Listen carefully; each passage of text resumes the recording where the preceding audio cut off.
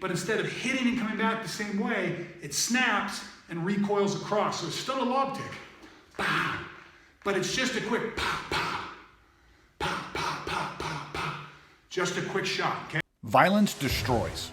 Weaponizing is the counter strategies to violent criminal assault.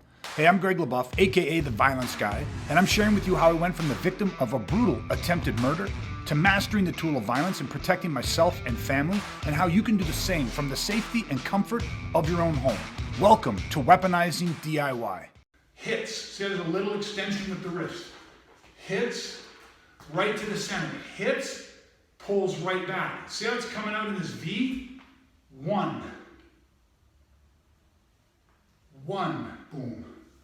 Two, pulls back. Three, pulls in nice and tight underneath. Let's see it again. So, hit, follow through. Hit, follow through. Step, hit, retract. Okay? So I'm going to show you just a little. 1, 2, 3. Other side. 1. There's that V hit, pull. 2. Again, not 1, 2, 3. So I went 1, and that hand dropped.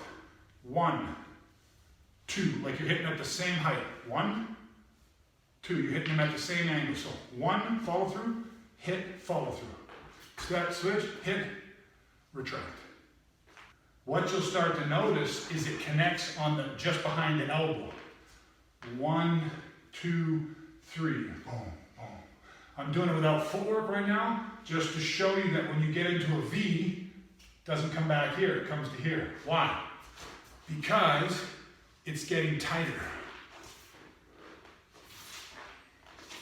You're becoming more economical. Boom.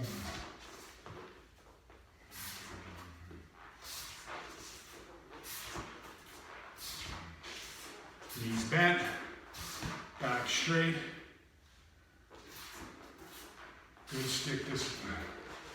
Go from the beginning for you.